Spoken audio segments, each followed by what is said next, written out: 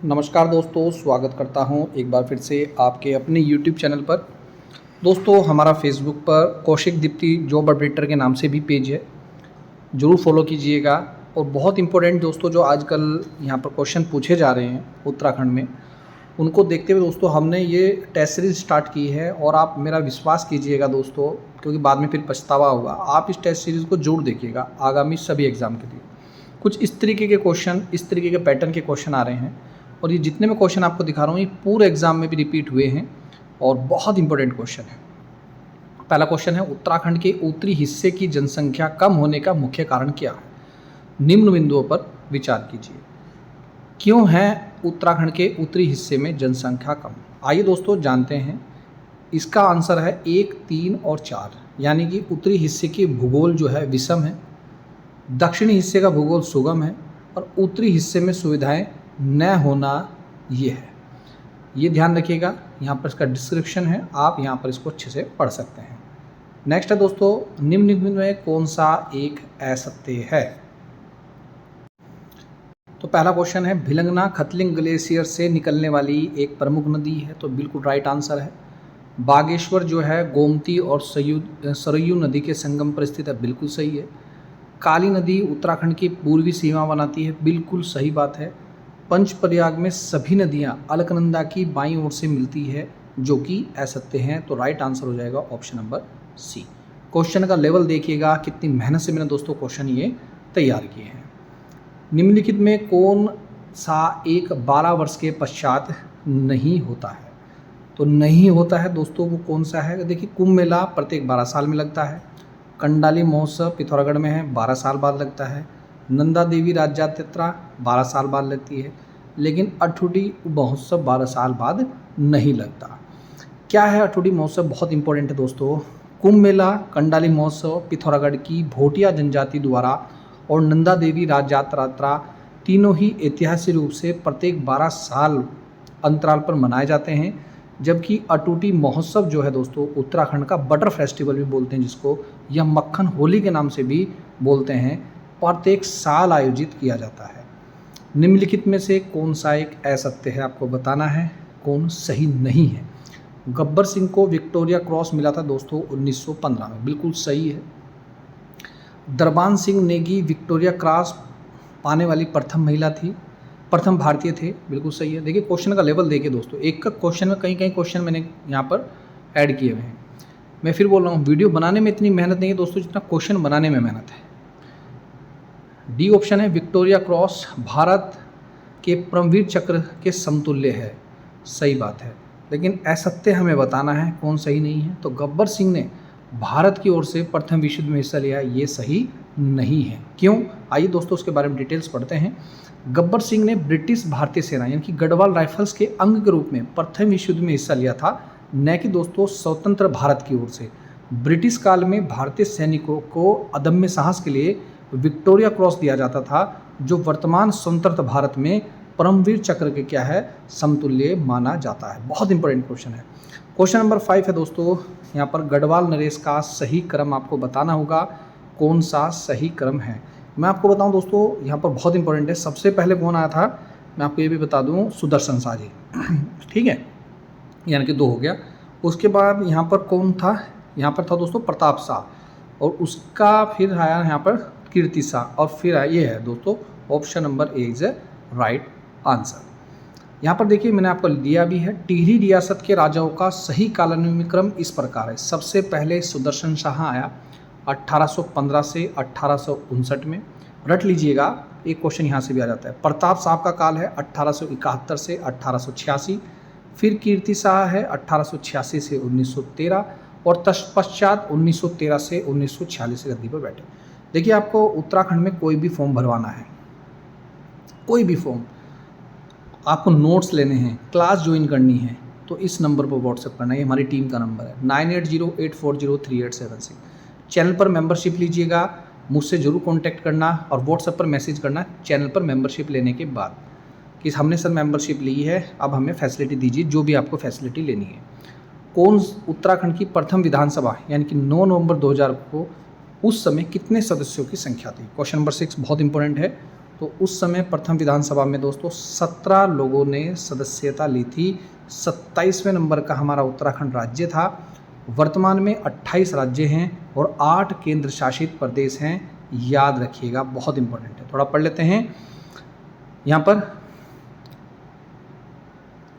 कौन सा कथन सत्य है? देहरादून दोस्तों क्या पूर्ण मैदानी जिला है? तो ये बिल्कुल असत्य है, पूर्ण मैदानी जिला तो नहीं कह सकते। दूसरा है उधम सिंह नगर पूर्ण मैदानी जिला है 7वें नंबर पे। हाँ, उधम सिंह नगर तो दोस्तों पूर्ण मैदानी जिला है। नेक्स्ट चलते हैं। कौन सा एक अन्य 3 से भिन्न है? क्वेश्चन नंबर 8 का आंसर होगा जो मोलाराम। मोलाराम 1813 से 1833 तक है मोलाराम जी का काल। एक बार चेक कर लीजिएगा, क्योंकि कई बार हम पढ़ाते पढ़ाते दिमाग से निकल जाता है। तो मोलाराम क्या है? एक कलाकार है, ठीक है,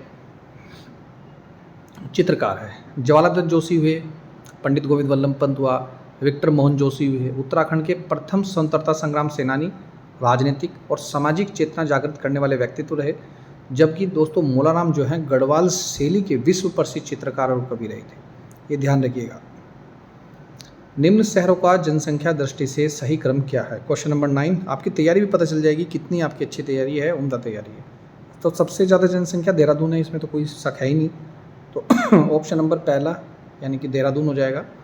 दूसरे नंबर पे दोस्तों हल्द्वानी हो जाएगा, और चौथे नंबर पर उधम सिंह नगर यानी काशीपुर हो जाएगा, और तीसरे नंबर पर दोस्तों नैनीताल हो जाएगा। ऑप्शन नंबर ए, ये बहुत इंपॉर्टेंट क्वेश्चन है और कई एग्जाम में ये रिपीट भी हुआ है। नेक्स्ट चलते हैं। उत्तराखंड में किस वर्ष कुली बेगार प्रथा का अंत हुआ? बहुत फेवरेट क्वेश्चन। हजारों एग्जाम अगर उत्तराखंड में हुए होंगे तो हजारों बार ये रिपीट हुआ होगा, और इस बार ना आपके एग्जाम में आ जाए ये रिपीट होकर। तो वर्ष 1921 में। थोड़ा सा इसके बारे में डिटेल्स पढ़ लेते हैं, मैंने थोड़ा डाला हुआ है। कुली बेगार प्रथा जो है दोस्तों एक ऐतिहासिक आंदोलन जनवरी 1921 में मकर संक्रांति के दिन बागेश्वर में सरयू नदी के तट पर बद्रीदत्त पांडे जी के नेतृत्व में हुआ था, और आधिकारिक तौर पर फरवरी 1921 तक ब्रिटिश अभिलेखों और क्षेत्रों में इस दमनकारी प्रथा को पूर्ण रूप से क्या कर दिया गया था? समाप्त कर दिया गया था। नेक्स्ट क्वेश्चन है दोस्तों, निम्न में कौन सा कस्बा यानी कि शहर उत्तर प्रदेश सीमा के सबसे निकट लगता है? तो बताइए दोस्तों कौन सा कस्बा और शहर लगता है? तो आपका कोटद्वार लगता है। कहाँ से लगता है पूरी डिटेल्स मैंने दी है। कोटद्वार यानी कि पौड़ी गढ़वाल का जिसको प्रवेश द्वार बोलते हैं, उत्तर प्रदेश के बिजनौर जिले की सीमा से ये लगता है। मज़ा आ रहा है ना दोस्तों क्वेश्चन में? पूरे यूट्यूब चैनल पे ऐसा नहीं होगा। मैंने आपको बोला था जब मैं पढ़ाऊँगा तो ऐसा पढ़ाऊँगा कि आपको लगेगा कि वाकई में ही सर वाकई में ही आपकी PDF ज़बरदस्त है, बहुत बड़ी मेहनत से तैयार की है। मैं 3 साल से बोल रहा हूँ कि मैं पढ़ाऊँगा, लेकिन मेरे को दोस्तों यहाँ पर मैं फिर बोल रहा हूँ साधन नहीं मिल रहे हैं। यहाँ पर दोस्तों कुछ चीज़ें नहीं हमारे पास हैं अभी अवेलेबल। मैं जल्दी लाइव क्लास भी आपको दूंगा और एक एक चीज़ दिमाग में घुसा दूंगा दोस्तों जब मैं पढ़ाऊँगा आपको। कोई व्यक्ति गाजियाबाद में नेशनल हाईवे 7 होते हुए बद्रीनाथ दर्शन को पहुँचता है, तो बताइए निम्न में किस शहर में उसको नहीं जाना पड़ेगा? इतनी नॉलेज आपको होनी चाहिए।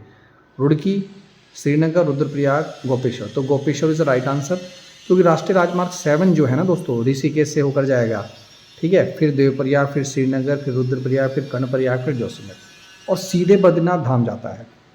लेकिन गोपेश्वर जाने के लिए मुख्य मार्ग चमोली से अलग हटना पड़ता है, ये इसलिए आंसर होगा।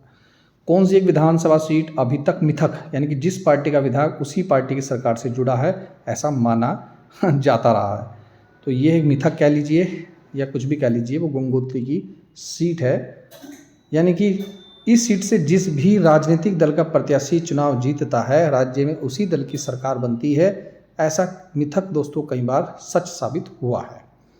अब की बार देखना होगा। आप बताइए कमेंट करके दोस्तों आप लोगों को किसकी सरकार अच्छी लगती है। ये पूछना इसलिए भी ज़रूरी है दोस्तों क्योंकि आपका यानी कि आप स्टूडेंट हैं, छात्र हैं, और कई लोग दोस्तों राजनीति में भी जाएंगे, तो कई लोग दोस्तों सरकारी नौकरी की सेवा भी करेंगे। तो ज़रूर बताइएगा कौन सी पार्टी सबसे ज़्यादा आपको अच्छी लगती है। उत्तराखंड को अंग्रेजों द्वारा भूमि बंदोबस्त किया गया था। दिए गए विकल्प के अनुसार प्रमुख वर्ष कौन सा था? कब किया गया था भूमि बंदोबस्त उत्तराखंड में? तो सन 1928 में किया गया था। देखिए ब्रिटिश शासनकाल के दौरान उत्तराखंड की गढ़वाल कुमाऊं में कुल 11 भूमि बंदोबस्त हुए थे भाई साहब।